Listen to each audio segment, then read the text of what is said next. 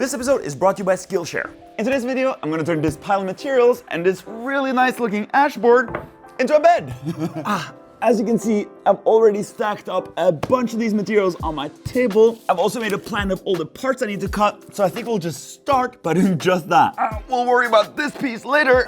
We'll have to plane, thickness, and cut that to size later. Now to cut this whole thing out, since the parts are gonna be mainly pretty large, I'm just gonna use my track saw with a track, cut them out right on the table here. I'm also gonna make some drawers so we have a ton of storage in underneath the bed. We're gonna use some really nice drawer runners, and I think the whole thing is gonna look really good at the end. I'm really excited to see how this turns out, so let's start cutting.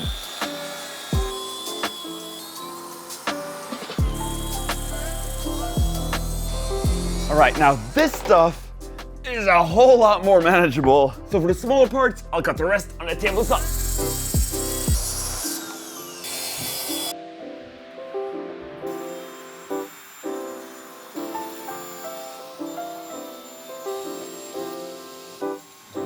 And that was the last part cut, at least for the sheet goods.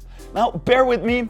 As you can see, these parts are pretty big. So we're gonna have to work on different parts of this project individually before we at the end see how everything comes together. But to give you guys a better understanding of what this thing is gonna look like, here's the 3D model of the bed. As you can see, it's a pretty basic design, just a square frame with a headboard, and in underneath the mattress, we're gonna have two massive drawers. Now the thing that makes this both a bit more complicated to make, but also makes it look way nicer, are all these strips of ash that sort of create a grid pattern on all the sides. Now some of these strips are functional and some just decorations to make it look better.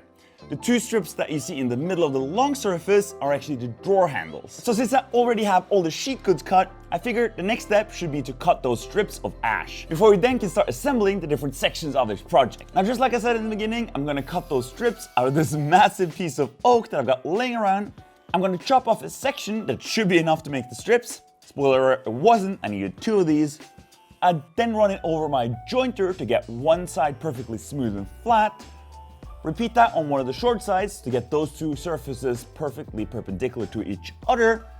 I can then convert the whole machine to be a thickness planer and plane it down until I get both the top and the bottom surface perfectly flat. Next up is the table saw, where I'll rip all of these pieces into the original thicknesses. And for a lot of these, I'll also rip them again the other way to make multiple strips out of one piece of wood. Then all we have to do is cut them to length. These will all have a bunch of different lengths. What we'll be left with are a bunch of strips of ash. Now these have a bunch of different lengths and thicknesses, and as I mentioned already, most of these are purely decorational, with the exception of two of these bigger ones, because these are what's gonna become the drawer handles for the two drawers that we're gonna make. Now these are drawer fronts, and these are gonna get glued and screwed to the top here so that we can use this part that sticks out, grab onto it, and pull out the drawer. That made way more sound than it should have. Now to make it a little bit more comfortable to pull out that drawer, I'm gonna route in a rounded feature at the bottom here so I have something to grab onto and pull out. And we'll do that on the router table I built a few months back. I've got my two strips of wood that are gonna make up the drawer handle.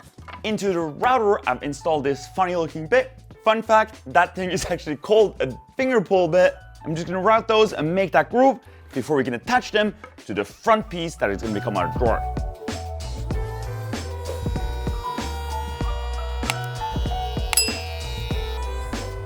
All right, so these turned out awesome. I think this is gonna work really well. I've gone ahead and sanded all the surfaces on this to make it a little softer to touch. I've also sanded the surfaces here because it's gonna be really hard once this thing is glued on. Now on these, I could have made some sort of feature on the edges here with a big chamfer or a roundover, but I didn't do that. I just sanded them slightly, and that is because I wanted to match to all the other surfaces, some of which will have to be plywood with edge banding. And because the edge banding is so thin, I can't make a big chamfer or roundover, so this is gonna match. Now to attach these to the top here, I don't wanna have any invisible screws, so I'm gonna use glue and some lamella biscuits.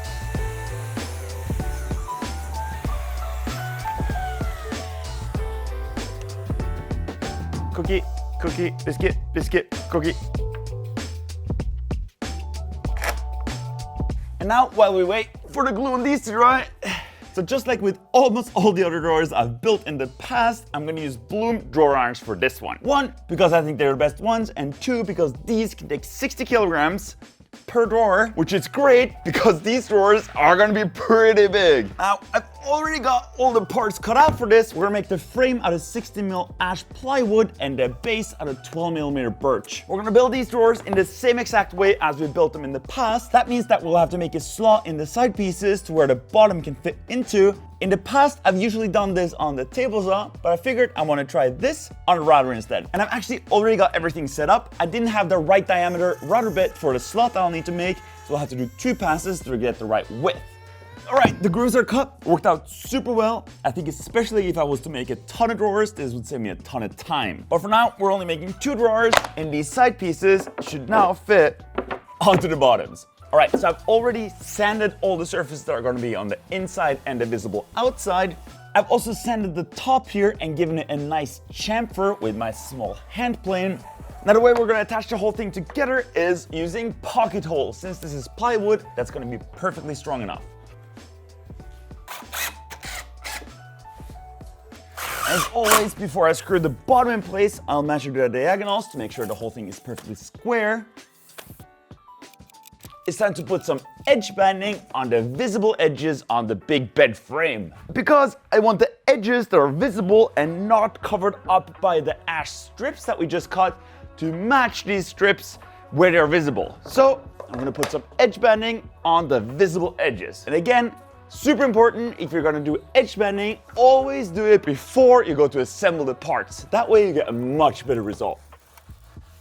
And now this is the reason why we only made a small round over on the ash strips, because they will match these perfectly. And that was the last of the pieces finished edge banded. I've also edge banded all the small bits and pieces that are gonna go all over the place on the bed. That means that we're about ready to start assembling this thing. Only problem is that the bed is bigger than my work table, so we're gonna have to do it on the floor. Right, so this is the headboard. I'll clamp this thing to my work table so it doesn't fall over. This is the piece that goes on the opposite side. Right, so that didn't take long until I figured out something that I messed up. So this bed frame is meant to be 550mm tall. Only problem is that I've got this board 500mm tall. So I'm missing 50mm at the bottom of this. And since you guys seem to enjoy when I mess up and I have to try and fix it, that's exactly what we're gonna do. So instead of just cutting a new board, which I don't have enough material for anyways, I'm gonna try and extend this board by 50mm at the bottom. Luckily, we have all of these ash strips that are gonna be decorating the outside, and I can hide that joint right underneath that strip. So I'm gonna cut all the bits I need, and then we'll see how well I can hide my little mistake. But first, a quick ad from today's sponsor, Skillshare. Skillshare is an online learning community with thousands of inspiring classes for creators, where you can learn new skills, deepen existing passions, or get lost in creativity. They have classes in basically anything you've ever wanted to learn, either it's 3D modeling, woodworking, or video editing. Skillshare is curated specifically for learning, meaning there's no ads, and they're always launching new premium content, so you can stay focused and follow wherever your creativity takes you. One class that I'm really interested in is Marques Brownlee's class on YouTube Success, Script, Shoot, and Edit with MKBHD. I think this is gonna be a really good one. And it better be quick, because the first 1,000 of my subscribers that click the link in my description below will get a 1-month free trial of Skillshare, so that you can start exploring your creativity today. Alright, so here's what I got. I've cut these 2 strips of the same material. I didn't actually have a long enough piece, so I just picked one that had the wood grain matching really well. And this is how all of this is gonna go together. So, there. Now luckily, most of the seam is actually gonna be hidden, because we'll have our trim pieces going over exactly there, and a vertical one going like this. Oh yeah, by the way, I've already sanded these nice and smooth on 3 sides, and I rounded over the corners really nicely and smoothly, both on the edges and the tops, so these look really nice. So on the surface, we're only gonna have about 2 centimeters where the joint is actually visible. Now on the side here, right now, the joint here is obviously really visible, but I can just reheat these edge bending, pull it off. I'll now glue all of this together using some biscuits, and then once everything is dry, I'll reapply some new edge banding over that edge, and that seam will be almost invisible. New edge banding is on, everything is sanded. I'm really happy with the repair, and once these trim pieces are on, you'll hardly ever be able to tell where that joint is. So, let's try the whole thing again and assemble this bed. Okay, let's see if this works. on to the next one. By the way, I'm using one of these leftover pieces of trim to get the right spacing out away from the edge. That's the bed. Well, at least the general shape of one. All right, so the inside is obviously held together with pocket screws. Now, because we're gonna have these strips covering up on the opposite side of the board, I can just drill and screw in a couple of screws and all that will be hidden after effect. I'll just repeat that process on all four corners. Next up is this center brace here. This will go in between the two sides and stiffen everything up. This thing is also what the drawer slides for the two drawers are going to be mounted on the center.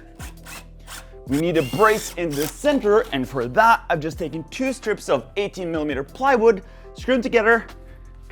There's a slot in the middle here, and this thing should hopefully line up with everything, and just like that complete the base structure of our bed.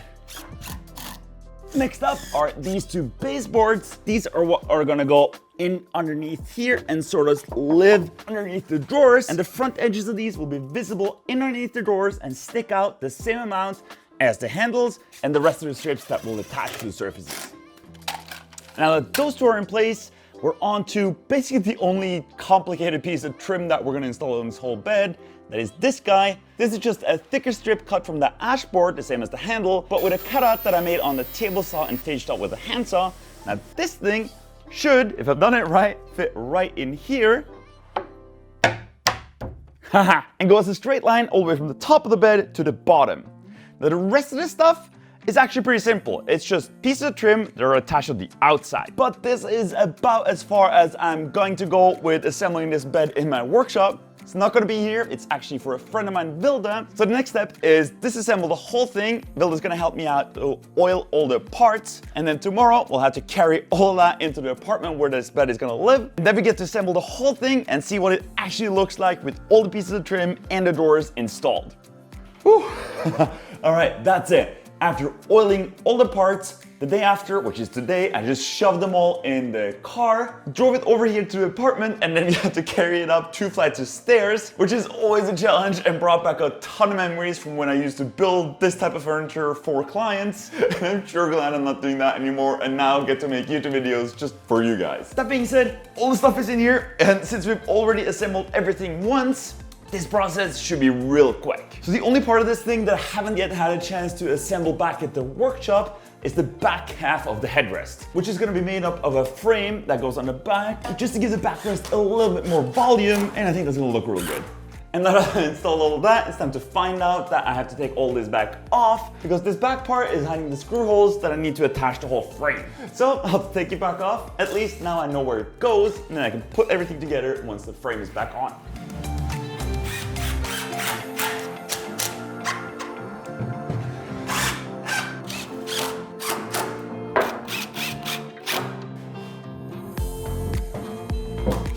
I mean, it's definitely starting to look like a bed. Now the next step is all these pieces of trim. Now I've cheated a little bit, sort of. I've pre-installed all these pieces back at the workshop, so now there's screw holes in the back of all of them, and installing them here should be super quick.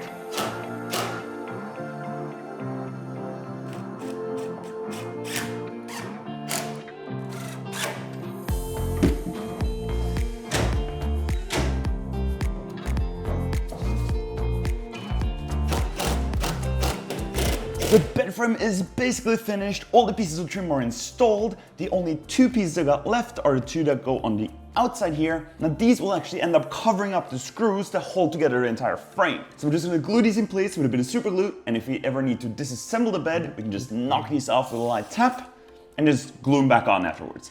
And that's it, they're not going anywhere. Now onto the mattress and the bed frame itself. Underneath the bed, I'm just gonna use a couple of the bed frames from IKEA because it's way cheaper to buy those than to try and make those myself. I really hope this is gonna fit.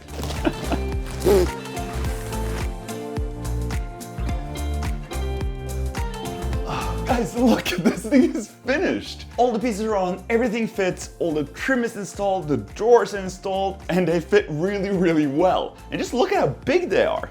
These are 750 millimeters deep. These are actually the biggest drawer slides that the Blue makes. And talking about the drawers, there's actually one thing I'm really happy with, and that is the fact that the wood grain lines up and matches with both the front here and the two drawer fronts. Alright, so let's talk about one thing real quick here, and that is the fact that this bed is massive for this tiny little room. And well, that is because Vilda, that lives here, is not gonna leave here forever. She's probably gonna move out of this room and get a bigger one at some point, like in a year or two. So rather than spending all this time making a bed that fits perfectly in this room, only to move out in a year and then have to make a new bed basically, we made this thing which I think looks really nice, and that is also why we spent so much time matching up the side with the front with all the pieces of trim, because sometime down the road this bed is probably going to be in a bigger room where more of the sides are visible. And that being said, in the future you could disassemble the whole thing and assemble it the opposite way around so the drawers are on the other side if that's needed. So you know what? This video is finished, the bed is finished. I'm really happy with it. I hope you enjoyed watching, and if you did, give the video a thumbs up, make sure to subscribe. Alright, bye bye. You still here?